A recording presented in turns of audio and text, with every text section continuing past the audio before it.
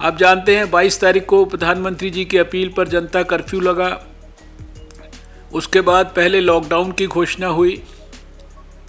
अभी दूसरे लॉकडाउन की घोषणा हुई। सारे देश के अंदर वर्स्ट से वर्स्ट परिस्थिति भी आ जाए तो उसका सामना करने के लिए बड़े पैमाने पर आज भी 600 से ज़्यादा एक्सक्लूसिवली डेडिकेटेड कोविड अस्पताल, बहुत बड़ी संख्या के अंदर कोविड केयर केंद्र, ICU beds, ventilators, oxygen cylinders, oxygen, PPE kits, N95 mask, ज़रूरत की सारी दवाइयाँ, इन सब की एक्सट्रीम से एक्सट्रीम परिस्थितियाँ आने पर भी कितनी कितनी आवश्यकता हो सकती है, इन सब का हमने पूरा का पूरा इंतज़ाम किया है। आज मुझे इस बात का संतोष है कि सारी दुनिया से हिंदुस्तान बहुत बेहतर स्थिति में है, इसलिए कि हमने सारे स्टेप्स को प्रोएक्टिवली लिया, प्रीएम्प्टिव स्ट्रैटेजीज़ को अपनाया, समय रहते जो कदम उठाने थे वो सारे के सारे उठाए। मेरी जानकारी में 40,000 से ज़्यादा हमारे रेड क्रॉस के वॉलंटियर्स लगातार निस्वार्थ भाव से देश के अंदर अपनी सेवाएं दे रहे हैं। मुझे जानकारी है कि आप फील्ड में सब प्रकार की जो सुविधाएं हैं वो लोगों के लिए ज़रूरत की,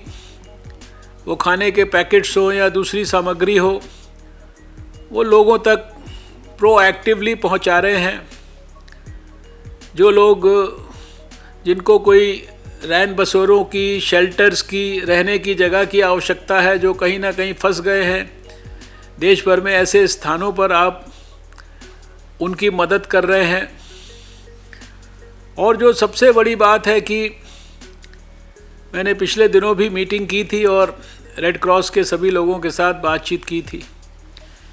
कि आज जब देश में बहुत सारे हमारे थैलेसीमिया के मरीज़ और दूसरी ऐसी बीमारियों के मरीज़ जिनको लगातार रोग मुक्त रक्त की, सेफ ब्लड की आवश्यकता पड़ती है, लगातार उनको डोनेशन की ज़रूरत पड़ती है और उसके लिए पर्याप्त मात्रा में रक्त ब्लड बैंक्स में उपलब्ध होना चाहिए, वहाँ रेड क्रॉस ने आगे आकर इस परिस्थिति में भी इसको मुहिम की तरह लेने का प्रयास शुरू किया है। हमने भी रेड क्रॉस से अनुरोध किया था और रेड क्रॉस ने एक आगे बढ़कर कहा कि किसी को भी कहीं रक्त नहीं मिलेगा तो हम रेड क्रॉस में उपलब्ध कराएंगे। दिल्ली में मुझे पता है कि 38,000 स्वैच्छिक रक्तदाताओं के साथ एक्टिवली रेड क्रॉस संपर्क कर रहा है। जो आज की परिस्थिति में लॉकडाउन में रक्तदान नहीं कर सकते, सड़क पर नहीं आ सकते, उनको उनकी स्वीकृति और इच्छा व्यक्त करने पर घर में व्हीकल भेजकर और ब्लड बैंक में बुलाकर उनका रक्तदान करा रहा है। अपनी एम्बुलेंस और अपनी वैन्स को भेजकर लोकलाइज्ड इलाकों में छोटे छोटे कैंप्स लगा रहा है और वहाँ पर फील्ड में मोबाइल वैन्स के अंदर रक्तदान हो रहा है। और अभी जिस प्रकार से कोविड-19 के इलाज के लिए कॉन्वलेसेंट प्लाज्मा, यानी जो मरीज़ ठीक हुए हैं कोविड की बीमारी को प्राप्त करने के बाद, उनका अगर ब्लड डोनेशन कराया जाए और उसमें से प्लाज्मा को अलग किया जाए तो ऐसा दुनिया के अंदर अध्ययन हुआ है। हमारे यहाँ पर भी ICMR ने और हमारे ड्रग कंट्रोलर ने इसके लिए स्वीकृति दी है, एक स्पेसिफिक प्रोटोकॉल्स बनाकर,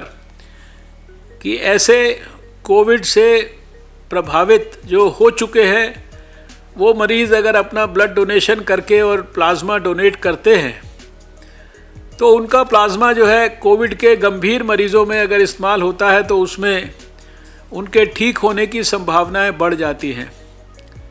इस काम पर भी ट्रायल हो रहा है और इसके अंदर भी मुझे बताया कि रेड क्रॉस ने विशेष रूप से